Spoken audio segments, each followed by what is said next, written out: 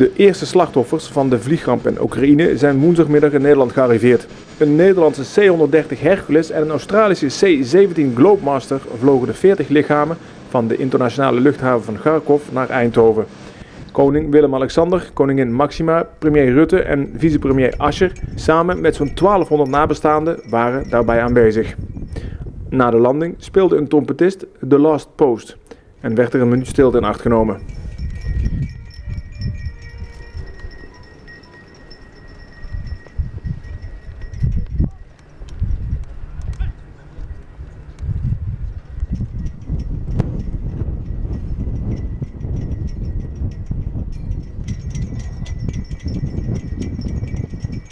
De lijkkisten werden één voor één uit de vliegtuigen gedragen.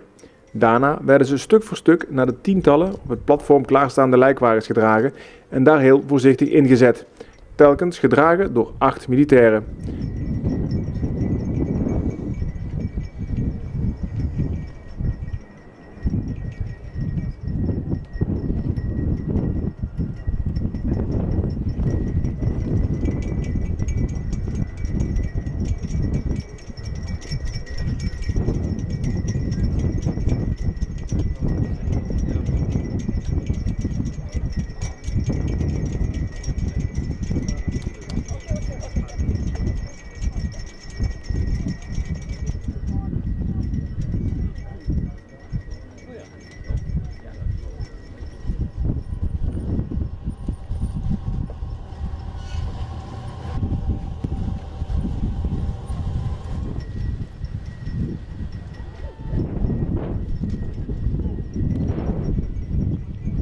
De kolonne met lijkwagens, met daarin de 40 kisten met stoffelijke overschotten, vertrok rond 5:50 onder grote publieke belangstelling van vliegbasis Eindhoven naar de corporaal van Oud-Heusden-kazerne in Hilversum.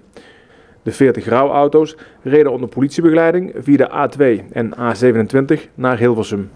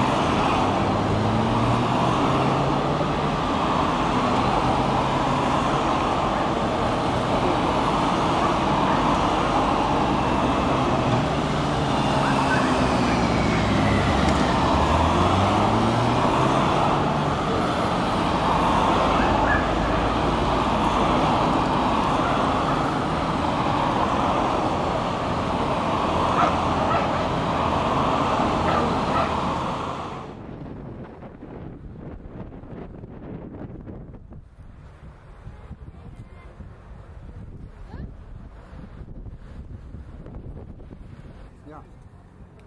Ik zou zo goed doen.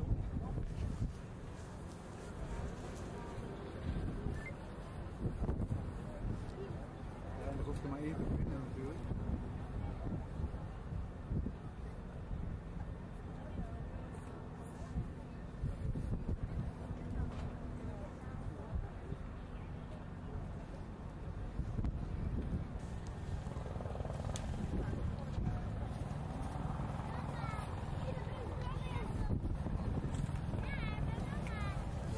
Nou gaan ze al, Ja, nou wordt er al lopen, hè?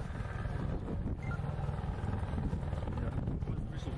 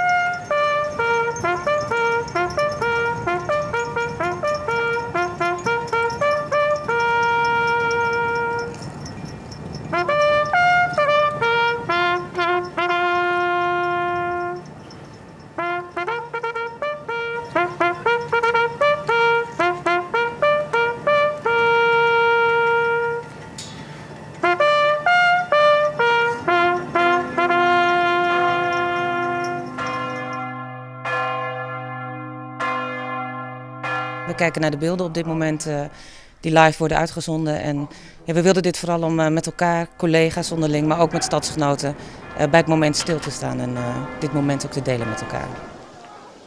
Wat gaf de meeste emotie? De stilte. En dat iedereen dat ook doet met 7000 man tegelijk. Ja. Als de klokken beginnen te luiden, is het nog steeds best druk in de binnenstad. Maar naarmate de klokken klinken, wordt het rustiger op straat. En uiteindelijk is ook de Oude Markt muisstil.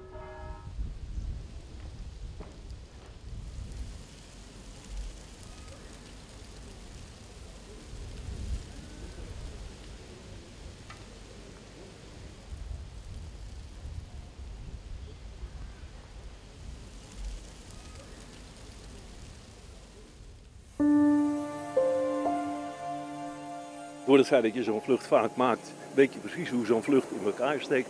En dat geeft een extra dimensie, een gevoel. Ik ben ook heel emotioneel af en toe.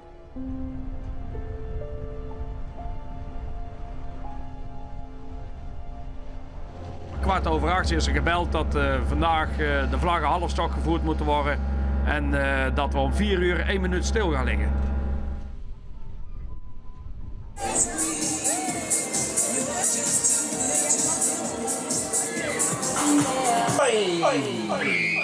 Ja, deze kermis gaat om 3:55 dicht en die gaat om 4:10 weer open.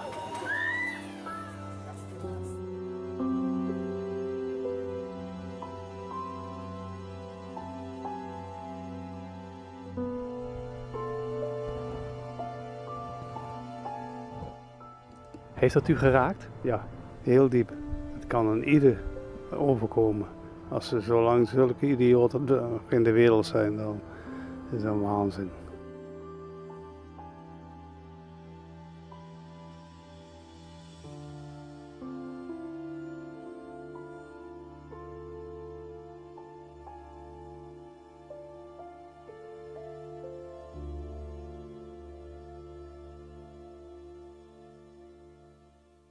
Minister Frans Timmermans, Minister of Foreign Affairs of the Kingdom of the Netherlands. Sir, you have the floor.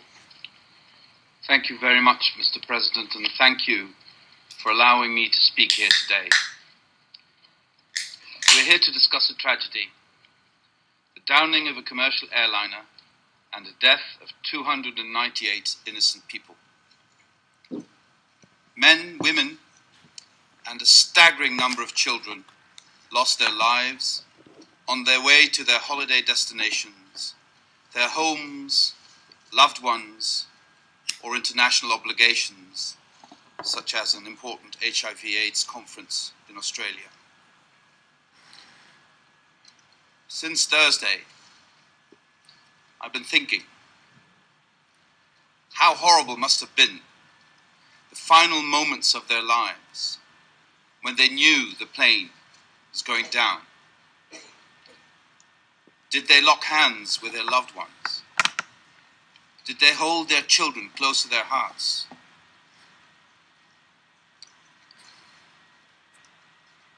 Did they look each other in the eyes one final time in a wordless goodbye? We will never know. The demise of almost 200 of my compatriots has left a hole in the heart of the Dutch nation. It's caused grief, anger, and despair. Grief for the loss of the loved ones. Anger for the outrage of the downing of a civilian airplane. And despair after witnessing the excruciatingly slow process of securing the crash site and recovering the remains of the victims.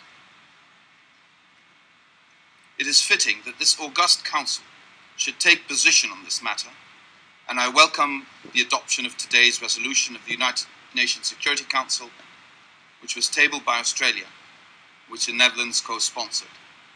I thank the countries which expressed support for it. And I particularly want to thank Julie Bishop personally. Julie, we are in this together. Mr. President, for the Netherlands, one priority clearly stands out above all others: bring the victims' remains home. It is a matter of human decency that remains should be treated with respect and that recovering victims' remains should be done without any delay. The last couple of days we've received very disturbing reports of bodies being moved about and looted for their possessions.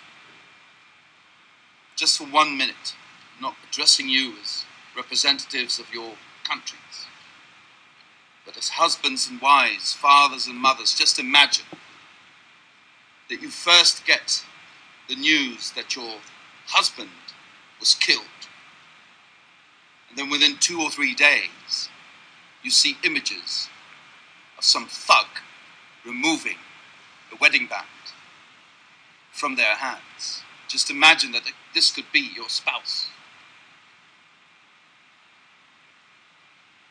To my dying day, I will not understand that it took so much time for the rescue workers to be allowed to do their difficult jobs, and that human remains should be used in a political game. If somebody here around the table talks about a political game, this is the political game that has been played with human remains, and it is despicable. I hope the world will not have to witness this again any time in the future. Images of children's toys being tossed around, luggage being opened, and passports, including passports of children, being shown on television. They are turning our grief and mourning into anger of a whole nation. We demand unimpeded access to the terrain. We demand respectful treatment of the crash site. We demand dignity for the victims and the multitudes who mourn their loss. I call on the international community, on this Security Council, on anyone with influence on the situation on the ground. Allow us to bring the victims' remains home to their loved ones without any further delay. They deserve to be home. As we are currently taking the lead in the forensic examination of the human remains, I pledge that the Netherlands will do its utmost to make sure that all remains will be identified and returned home, wherever that home may be. We will work intensively with all countries and international organizations involved to make this happen as soon as possible. Mr. President, I also welcome the setting up of a proper investigation into the cause of the tragedy of mh17, as envisaged in today's resolution. The Netherlands has agreed to assume a leading role in such an investigation, in close cooperation with the relevant countries, the United Nations, and ICAO. I am fully aware of the great responsibility we now take upon ourselves, and I give you my personal commitment that we will discharge this responsibility to the best of our abilities. As far as the safety and security of the site and the international investigators is concerned, I underline the responsibility the Security Council took upon itself with today's resolution to take additional measures if circumstances so require. Once the investigation ascertains who was responsible for the downing of the flight mh17, accountability and justice must be pursued and delivered. We owe it to the victims. We owe it to justice. We owe it to humanity. Please, provide full cooperation so that justice can be served. We will not rest until all facts are known and justice is served. I thank you, Mr. President.